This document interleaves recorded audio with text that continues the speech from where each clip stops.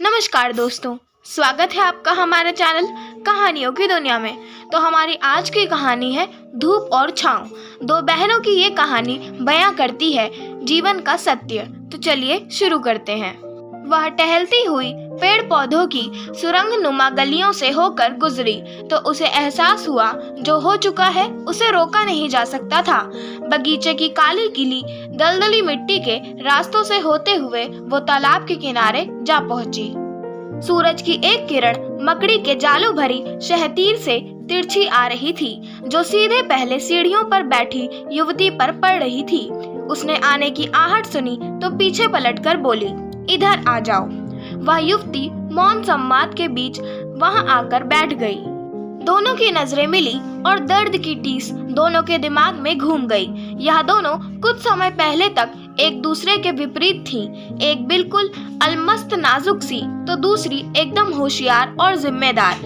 एक हर जिम्मेदारी को बखूबी निभाती तो दूसरी छोटे से छोटे काम को भी अंजाम ना दे पाती। दोनों एक दूसरे को सख्त नापसंद करती थीं। बेशक वो सगी बहनें थीं।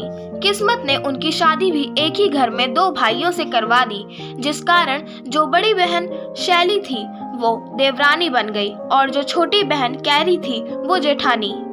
जेठानी बनी छोटी बहन हर समय अपनी बड़ी बहन को जताने की कोशिश करती कि तुम भले हर काम में मुझसे बेहतर हो, पर मैं तुमसे ओहदे में अब बड़ी हूँ। बचपन की ये तकरार शादी होने पर दुश्मनी में बदल गई। लेकिन विधाता ने दोनों की किस्मत शायद एक ही कलम की स्याही से लिखी थी। बड़े भाई यानी कैरी के पति अमेरिका में डॉक्टर थे और छोटे भाई यानी शैली के पति शिप पर काम करते, जिसके कारण वो अक्सर कई कई महीने बाहर रहते थे। इसी दौरान कोरोना नामक महामारी ने पैर पसार लिए।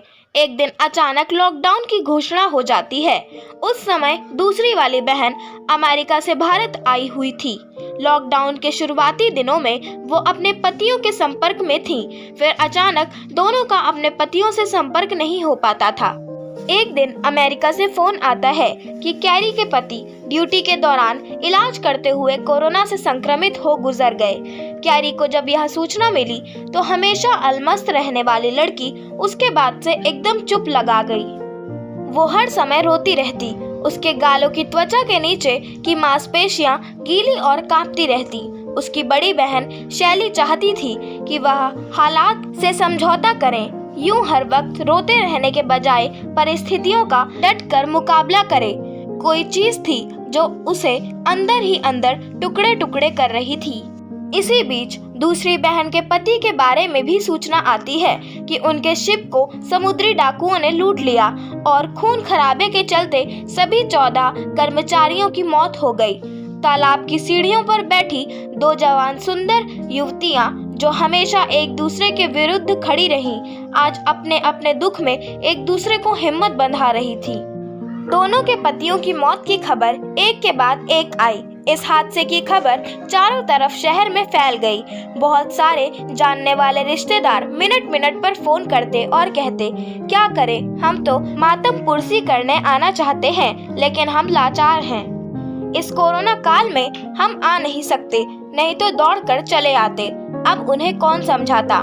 मरने वाले यहाँ नहीं, 7 समुंदर पार मरे हैं और दोनों बहनें स्वस्थ हैं। लेकिन कोरोना के भय के चलते लोग आपस की संवेदनाओं को भूल गए थे। सारे नाते रिश्तेदार फोन पर ही सारी हमदर्दी जता देना चाहते थे। दोनों बहनें अपने इस भारी दुख के पल में पतियों को याद करते हुए अकेला रहना चाहती थी, जो अब तक एक दूसरे की दुश्मन बनी बैठी थीं। पतियों की मौत के बाद एक दूसरे को जड़ों से महसूस करने लगी थी। उन्होंने एक दूसरे के मन को समझाया और घंटों रो लेने के बाद जो शांत और जिम्मेदार बहन थी बोली, चलो अब घर चलते हैं, तुमने कल रात से कुछ नहीं खाया। दूसरी ने कहा, नहीं, मुझे घर नहीं जाना, वहाँ फोन की घंटी चैन से रोने भी नहीं देती है। इस तालाबंदी में सब सुनसान था। कभी इंसानी वजूद से भरा ये पार्क आज सिर्फ पक्षियों के कोलाहल से भरा था। शेष सन्नाटा था। वो गहराते अंधेरे में सरकती चली गईं। घर वापस आते ही अपने दुखों से गिर गईं। कमरे में मौजूद हर सामान उन्हें अपने पतियों की याद दिलाते। टीवी के सामने पड़ी वो आराम कुर्सियां जिन पर वो कभी बैठकर ठहाके लगाते थे और उनकी पत्नियां उन्हें यूं हंसते मुस्कुराते देखकर खुश होती थीं, अब सुनसान थी। ये घर नहीं लगता था। दोनों बहनों के बीच बहुत कम बात होती थी क्योंकि उन्हें आपस में सिर्फ लड़ना आता। परिवार के बाकी सदस्य उनके पास लॉकडाउन की वजह से आ नहीं सकते थे। ऐसे कई रिश्ते थे उनकी जिंदगी में जिन्हें उनकी फिक्र थी, लेकिन कोरोना काल की विपत्ति में सब बेबस थे। वापस आने पर जो भी रसोई में बचा था दोनों ने खाया और अपने अपने कमरों में सोने चली गईं। उन्होंने दरवाजों को खुला रखा क्योंकि दरवाजा बंद करने पर उन्हें अपने पतियों की और याद आने लगती। उस घर में एक नौकर हमेशा मौजूद रहता था, पर लॉकडाउन के चलते वह भी अपने गांव में फंसा था। वो दोनों उकता कर अपने अपने फोन ज्यादातर ऑफ रखने लगी। जिसके फोन का इंतजार रहता था वह तो अब कभी करने वाला ही नहीं है, इसलिए क्या करना फोन ऑन रख के। फोन चालू करते ही व्हाट्सएप के ढेरों अनरीड मैसेज ब्लिंक करने लगे। एक नंबर को देखकर वह चौंक गई। ऐसा कैसे हो सकता है? यह तो उसके पति का नंबर था। वह मैसेज खोलती है तो उसमें एक फ़ोन नंबर होता है और उस पर लिखा होता है, प्लीज़ इस पर कांटेक्ट करो। वो मन में ढेरों सवाल लिए उस नंबर पर डरते हुए कॉल करती है। उसे लगा जरूर कोई सरकारी कार्यवाही होगी। रिंग जाते ही वहां से हेलो की आवाज़ आती है। हेलो मैडम, आप मिसेस कैरी बोल रही हैं? बेहद घबराई आवाज में वह बोलती है, हाँ, आपके लिए एक अच्छी खबर है। जो 7 लोग मृत घोषित किए गए थे उनमें आपके पति का नाम नहीं है। वो बीमार थे और दूसरे अस्पताल में भर्ती थे। एक ही नाम का होने की वजह से गलती हो गई। वो अभी अस्पताल में भर्ती हैं। फिलहाल वो स्वस्थ हैं और जल्दी ही आपसे बात करेंगे। Good night. ये कहकर फोन काट दिया जाता है। उसने दुखों को अंधेरी गली में जाते देखा। पीली रोशनी के बल्ब में चीजों के धुंधले से आकार नजर आ रहे थे, मानो भारी उथल पुथल के बीच आकारों की नई दुनिया उभर रही हो। उसका मन खुशी से भर गया और सांस जैसे अटक गई। वो भागकर बहन के कमरे में जाती है, लेकिन कमरे के दरवाजे पर ठिठक जाती है। बेचारी शैली, उसने मन ही मन सोचा, क्या उसे बताना ठीक होगा? मेरी खुशी से बहन का दुख बढ़ जाएगा। इस बात को फिलहाल अपने तक रखना ही सही होगा। वह बहन के पास जाती है, देखती है शैली चैन की नींद सोई हुई थी। उसका आधा चेहरा तकिए में छुपा था, जैसे अभी अभी रोकर सोई होगी। उसके चेहरे पर एक अजीब सी शांति थी। वह थोड़ा करवट लेती है तो चेहरे पर सजीव सी मुस्कुराहट बिखर जाती है, जिनमें खुशी के भाव थे। हालांकि पलकें बंद थी, फिर भी ऐसा लग रहा था कि शब्द फूट पड़ेंगे।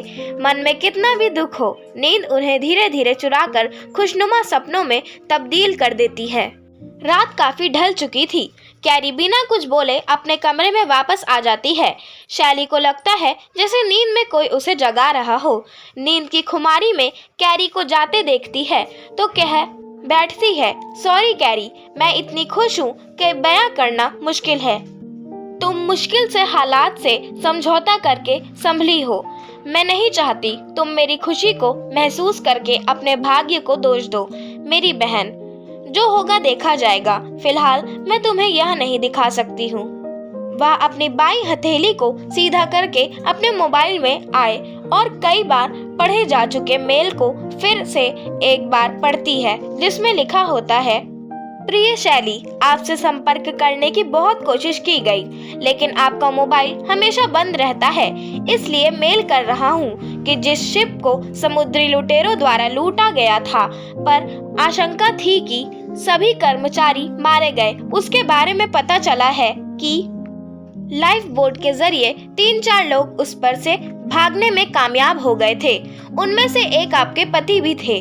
मैंने उन्हें खुद अपनी आंखों से सुरक्षित देखा और वो जल्दी ही वापस आएंगे। शैली इस मैसेज को कई बार पढ़ती है, फिर कैरी के पास बिस्तर पर जाकर उसके सर को प्यार से सहलाती है। मेरी छोटी बहन, मैं तुम्हें अपनी खुशी बताकर दुखी नहीं कर सकती। तभी फोन की घंटी बजती है और वह जाग जाती है। आशा करती हूँ आपको हमारी आज की कहानी पसंद आई होगी।